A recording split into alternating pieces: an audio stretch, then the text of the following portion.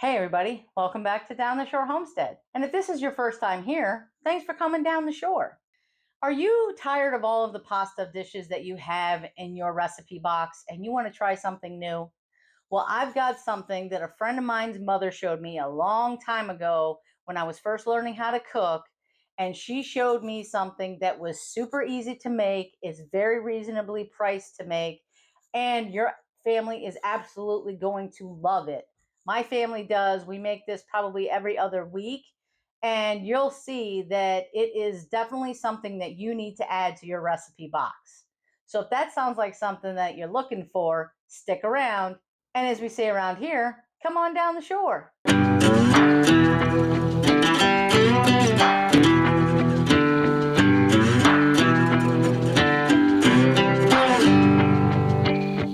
In order to make this dish, you're going to need these ingredients.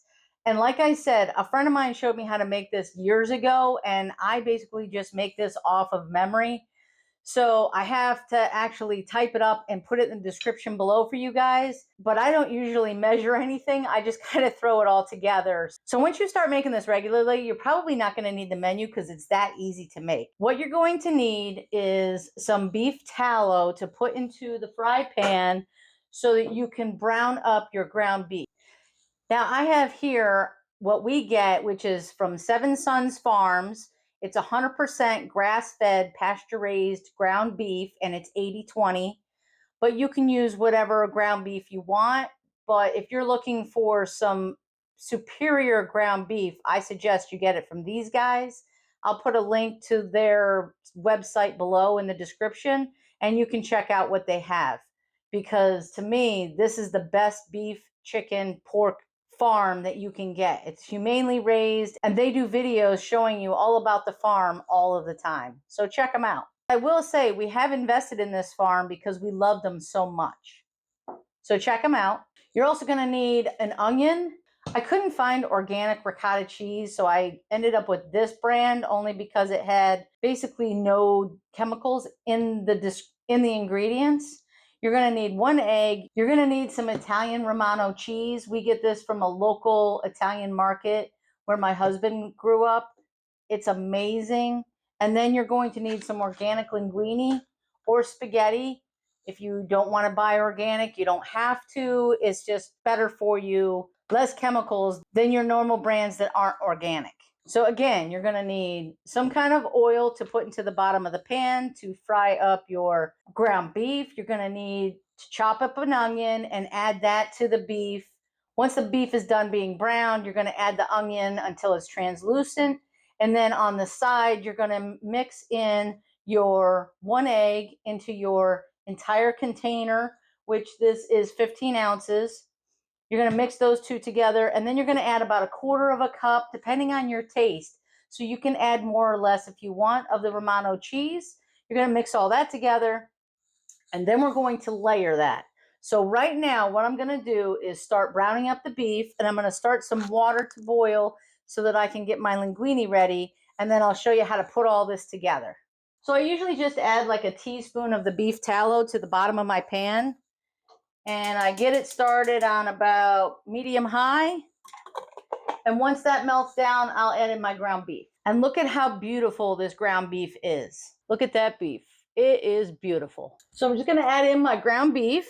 And then this handy dandy tool, which I wish it was wooden, but it's not. So we'll just deal with the plastic.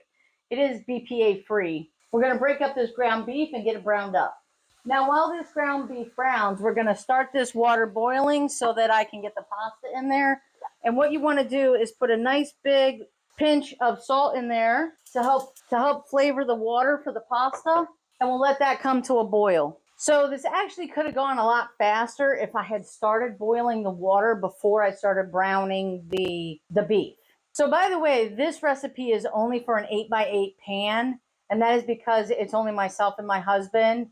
So we actually will eat this twice in 1 week, because you can't really freeze this because the noodles get kind of funny when you defrost it. No matter how you defrost it or how you warm it up, it just always seems to get funny. So I would definitely suggest not using this recipe to freeze and use in the future. What I do suggest, though, is maybe having a leftover somewhere later in the week. So I usually make this on like a Monday. My husband takes it to work, and then on Wednesday he has it again at work. And the same for me. I have it for Monday for dinner, and then I have it Wednesday for dinner. So that's why you only need a half an onion. And so I've cut up the onion. Sorry, there was a delivery, so Rocco got me a little distracted there. Basically, I cut up half the onion because this is only an 8x8 pan. If you want to make a bigger batch of this, just double up the recipe and use a whole onion instead of a half. Or if you don't like a lot of onion in it, you can cut that down as well. So basically, I just cut up a half an onion, and I'm going to add this to the beef because now the beef is nice and brown. And I'm just going to cook these onions down until they're translucent. Now, while the onions cook down for like 1 to 2 minutes, we're going to mix all of this together. So what you're going to do is you're going to take your ricotta cheese and you're going to put it in the bowl. And again, this is a 15-ounce container of ricotta cheese, whole milk. You can use no fat or whatever you decide, but this is what my husband likes, so this is the way that I make it, and this is the way my friend's mother showed me how to make it. So you add in 1 egg, and then you're going to add in your Romano cheese. Now, like I said, I don't usually measure this, but I will measure it for you guys. That's 1/4 cup.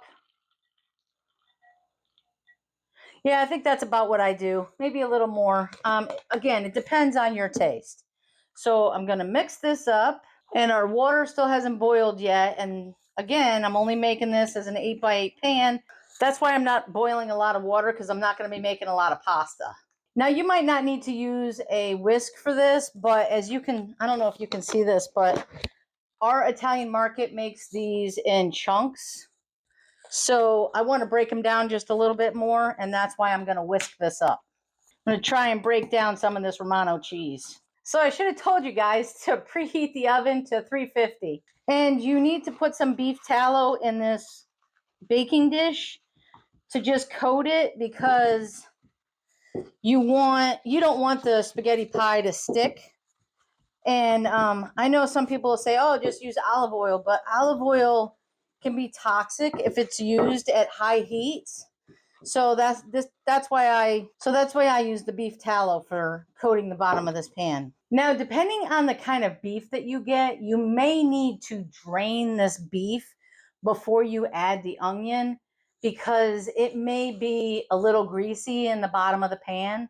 You definitely don't want any grease added to this dish because you want it to become solid, kind of like a lasagna. This beef is so lean that I don't have any grease at the bottom of my pan, so I don't need to do that. Oh, I forgot. See, this is what happens when you just make things off your memory and you don't have a recipe to look at. I forgot, you're going to need some pasta sauce or spaghetti sauce or marinara sauce or whatever you call that sauce that you put on your pasta. So let me grab some of our organic spaghetti sauce that we have up here in the cabinet. Now, this is just the tomato basil brand that you can get at our Acme grocery store down the street.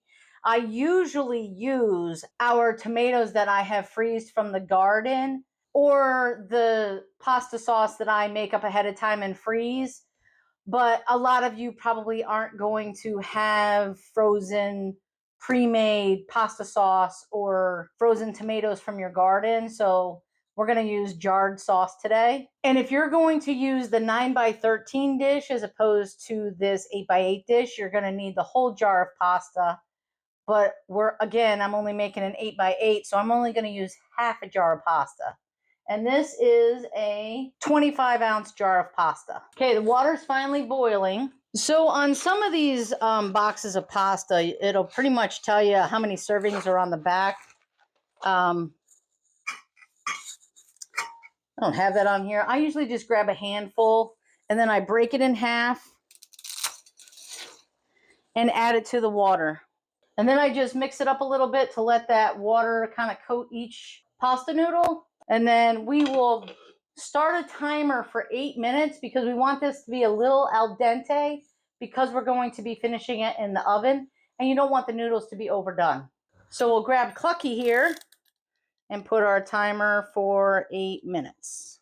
So what I'm going to do is just take half of this jar and I'm going to mix it into the ground beef and onion mixture that I have. And I'll bring you guys over so you can see what it looks like. So as you can see, it's just kind of coated. It's not soaking wet because you don't really want it to be too heavy on the sauce. You're going to want this to become a solid piece like lasagna. So while the pasta cooks, I just want to take a second to say thank you to all of my new subscribers. You don't know how much I appreciate all of you coming to our homestead to watch us do all kinds of different things, whether it's play with Rocco or make a recipe or do something with the rain barrels or something out in the yard. It's much appreciated. We hope that you all learn something from all of the things that we're doing down here on the homestead to become more self-sufficient and to be less reliant on the products that you can get at the store. And also to help you find alternatives to some of the products that you're purchasing in the store, because a lot of those products are full of a lot of harmful chemicals. Now, hopefully soon with the new person who will be in charge of the FDA, though a lot of those chemicals will start disappearing off of those ingredient labels. But until then, you really should try and grow as much food as you can, or get it from reputable farms or from local farms that you can trust, or from local farm markets, because I believe that the reason that a lot of people are unhealthy and overweight is probably because of the food system that we have in the United States. A friend of mine's daughter went overseas recently to Europe, and she said that she's been eating lots of snacks over there and has actually lost weight. So make that make sense to me. And a friend of mine that I work with actually lives in Europe, so maybe she can comment below and tell us why their food is so much healthier than ours. It's probably because if they have an FDA, doesn't allow the chemicals that the United States allows. Okay, so Clucky went off, so the pasta is done. Let's get it off, get it strained off, and then what we're going to do is put that in the bottom of the baking dish. Okay, so I strained the pasta, and now I'm just going to put it in the bottom of my baking dish. And what I'm going to do is add a little bit of butter to this just to coat it so it doesn't stick together. So I drained off the water from the pasta, and I put it in the bottom of this baking dish. And what I'm going to do now is just put a teaspoon of the butter that we have, and of course it's organic. Well, it's pasture-raised cows from Ireland butter. And what this is going to do is prevent all the noodles from sticking together too much and allowing the flavors to kind of get in between the nooks and crannies of the pasta. Again, this is kind of like a lasagna. One layer of pasta, and you can use any pasta you want. It doesn't have to be linguine or spaghetti. I accidentally made this with elbow noodles last week because I was thinking I was making macaroni and cheese for some reason. But my husband said it tasted great, and I thought it tasted great as well. So just go with the flow. Whatever pasta you have in the cabinet is what you can use. I'm sure that ziti or any other penne noodle would work in this. You just have to put the noodles in first and just give it a little coat with butter. And then what you're going to do, oh, I forgot to add salt and pepper to this. See? So we're just going to add a little bit of pepper and a little bit of salt. And we're going to mix that in. And if you have salt restrictions, you literally don't have to add the salt if you don't want to. But we don't have those restrictions, so we don't need to. And then what you're going to do is you're going to layer this ricotta mixture over the noodles. So just spread this out over the noodles. Now, again, if you want to just change this recipe up a little bit, you can. You could put some herbs in here if you wanted to. But you can mess around with this recipe and make it yours, because like I said, I don't have a recipe for this. This is just what I remember how she made it. And now we're going to add in the meat sauce that we made. So we're going to layer this on top. And then what I do is I usually layer the very top with some shredded cheese. You can use mozzarella, you can use a mixture of 3 or 5 cheese blend, or you can shred up a block of cheese and use whatever cheese you would, maybe pepper jack, you can put whatever cheese you want on top just to enhance the flavors a little bit more. So I have a block of cheese because we don't buy shredded cheese because it's full of chemicals. So what I'm going to do is I'm going to shred up some of the mozzarella that we have in the fridge. Actually, I think it's cheddar. And I'm going to throw that on top real quick. So hold on. I'm going to do grating some cheese that we have in the fridge. So now that the cheese is on and we've layered everything up, let me put this down and I'll bring it up closer so you can see it. Okay, so hopefully you can see this. The bottom layer is the pasta with one teaspoon of butter coating it. And then the next layer is the ricotta cheese mixture with the Romano cheese and 1 egg. And then the top layer, the next layer is the ground beef with onion and pasta sauce. And then the top layer is cheese. And you're going to put this in the oven for 20 minutes at 350 degrees. So let's start a timer for 20 minutes. And I'll show you what it looks like when it's all done. So while this is baking, I think I'm going to take a break real quick and take Rocco outside to play some ball launcher that he has. And then I'll come back and show you what it looks like when it's all done. Okay, hopefully you guys can see this pretty good. I'm going to cut into the dish. And I cut it into 4s. Because my husband and I eat this twice in 1 week, and that's 4 servings. I'm just going to pull this out. See if I can do this without making a mess. And so that is what it looks like. I probably should have waited a little bit longer because it would have set up a little bit better. But basically, that is spaghetti pie. It is a layer of pasta, a layer of ricotta cheese mixture, meat sauce, and then cheese on top, and it is absolutely delicious. So I'll just take a bite here and show you how delicious this is. It's too bad you guys can't smell this because it smells amazing. Just get a little bit of pasta, a little bit of the ricotta mixture, and a little bit of the meat and cheese.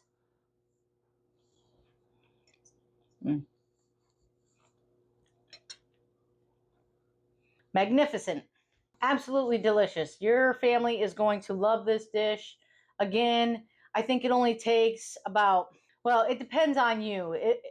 If you get it all set up ahead of time, like if you set up your pot of water and you start it to boil before you brown your beef, and then you chop up your onions and you streamline the process a little bit, you could probably cut the prep time to like 5 minutes if you're really good at it. The longest part is waiting for the pasta to boil and to get done. And once the water for the pasta boils, it only takes 8 minutes to make the pasta. Because remember, you want it a little al dente because you're going to bake it for 20 minutes and that'll finish cooking the noodles. You don't want the noodles to be overdone because then it just becomes a mushy mess. And definitely wait 20 minutes before you cut into it because as you can see, it kind of falls apart. If you wait until it stiffens up more, it'll be more like a lasagna. So keep that in mind as well. Hopefully you'll try this recipe out. And if you do, please put in the comments below whether you liked it, whether you made a change to the recipe, or whether you just don't, or whether you don't like it. Let me know in the comments below, please. I want to know. And if you changed it up, definitely put in the comments below what you did to make it taste even better. Because I always want to learn new things, and I will always try to adjust my recipes based on someone's recommendation. And Rocco and I don't even know what my hair looks like. Rocco and I were playing ball outside while we were waiting for this to cook. So he is now chilling out, resting on the couch because he played pretty hard while we were out there. Hey, Rock, you played pretty hard out there, didn't you? Look at your ear. You're so funny. Grammy thinks that you're listening when you flip your ear back like that. Say thanks for coming down the shore, everybody, and hopefully we'll see you on the next video. So like Rocco said, thanks for coming down the shore. Hopefully you'll stick around for the next video. And I'm going to put a link to a playlist up here of all of my homesteading recipes that you can check out, and let me know if you try out any of those as well. So we'll see you next time.